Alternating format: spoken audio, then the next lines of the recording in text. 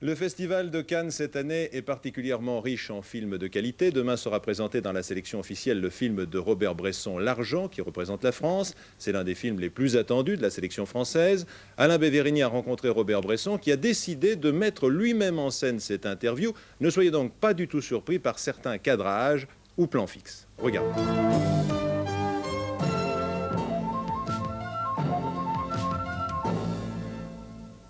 Il est sans conteste l'un des plus prestigieux auteurs du cinéma français. C'est aussi quelqu'un de très secret et de très rare. Chacune de ses œuvres, bien qu'il n'aime pas le mot, chacun de ses films est un événement en soi. J'ai nommé Robert Bresson. Demain, à Cannes, on présente le dernier film de Robert Bresson, L'Argent, mais ce soir, pour TF1, Serge Danet, Serge Toubiana et Pierre-André Boutan tracent le portrait de Robert Bresson. Le mot œuvre m'agace quand on en parle, quand on parle de mes films. Le mot œuvre ne correspond pas du tout à mes films. Ce sont vraiment... Je sais que Godard a dit ça, mais il y a longtemps que je l'avais dit avant. Mes films sont des tentatives, des essais. Ce sont des essais vers quelque chose que je sais qui est le vrai final du cinématographe. Dans une voie que je vois très bien et que je suis toujours, mais en ne parvenant pas assez à la perfection, bien sûr. Mais je crois que j'y arriverai. La première fois que j'ai tourné, les acteurs, ou plutôt les actrices, il n'y avait que des femmes, dès la première seconde, n'étaient plus des personnes. Et il ne restait rien de ce que j'avais imaginé. Probablement parce qu'elles parlaient, mais pas tellement par l'image, si tout de même un peu parce que leur gesticulation m'étonnait beaucoup, mais surtout parce qu'elles parlaient extérieurement, cette façon extérieure de parler à laquelle je ne m'attendais pas du tout. Donc ce que je fais en ce moment n'est que la conséquence de ces premiers instants, n'est pas du tout une idée que je m'étais mise dans la tête, parce que j'ai été surpris, terriblement surpris moi-même. Je cherche le vrai, ou l'impression du vrai. Ce qui vous gêne dans les acteurs, est-ce que c'est pas que ce sont de mauvaises machines?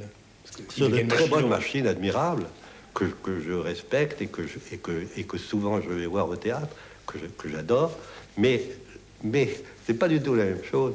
Le travail n'est pas le même, absolument pas. Je sais pas pourquoi. On l'a rendu pareil, simplement parce que c'est plus commode du point de vue argent, justement. Voilà un des méfaits de l'argent. Donc vos acteurs ou vos modèles, vous les choisissez, je pense, vous les choisissez parce que quand vous les regardez, ils vous semblent être des personnes intéressantes. Je fais un essai toujours. Et vous avez envie de les découvrir aussi, oui, par le film. Mais autrefois j'ai pu dire que je les prenais pour leur ressemblance morale, mais c'est plus vrai, parce que je crois que l'homme, ou la femme bien sûr, est trop bizarre, est trop contradictoire, est trop, pour que je puisse d'avance savoir ce qui va en sortir. Que peut-être plus il est contradictoire, qu'il a l'air contradictoire intérieurement, plus il m'intéresse.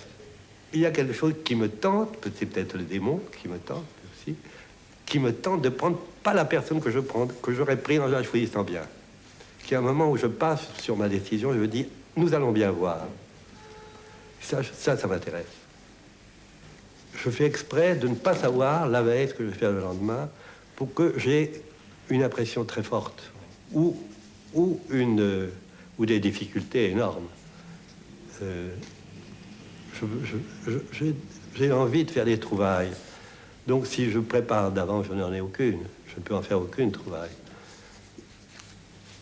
Et aussi, il y a autre chose, c'est que je voudrais saisir au moment où il arrive le sentiment que me donne la chose que je me mets dans les yeux.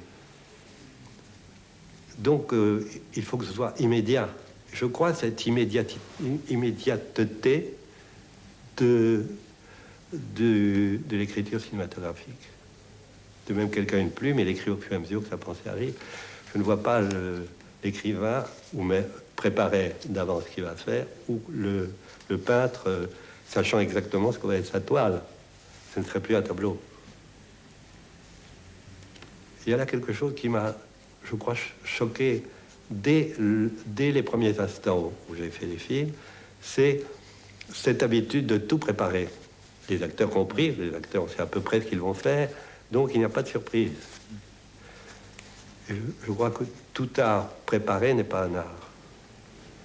Ce qui entre par les yeux et les oreilles sort par deux machines qu'on dit parfaite copiste. Or, l'une nous donne des choses et des êtres qu'une apparence trompeuse, mensongère. Le mensonge même, la photographie. Tandis que l'autre restitue exactement la matière du son. Alors, comment ne pas réfléchir sur ces deux oppositions? L'une est vraie et l'autre est fausse. Mais à partir de là, il faut travailler beaucoup et d'une façon très incertaine pour arriver à faire ce que je pense qu'elle doit être l'écriture cinématographique, c'est-à-dire un drôle de mélange entre ce qui est oreille et ce qui est œil. Et Toulouse-Lautrec qui disait « Enfin, je ne sais plus dessiner ». C'est-à-dire qu'il faut tout oublier au travail.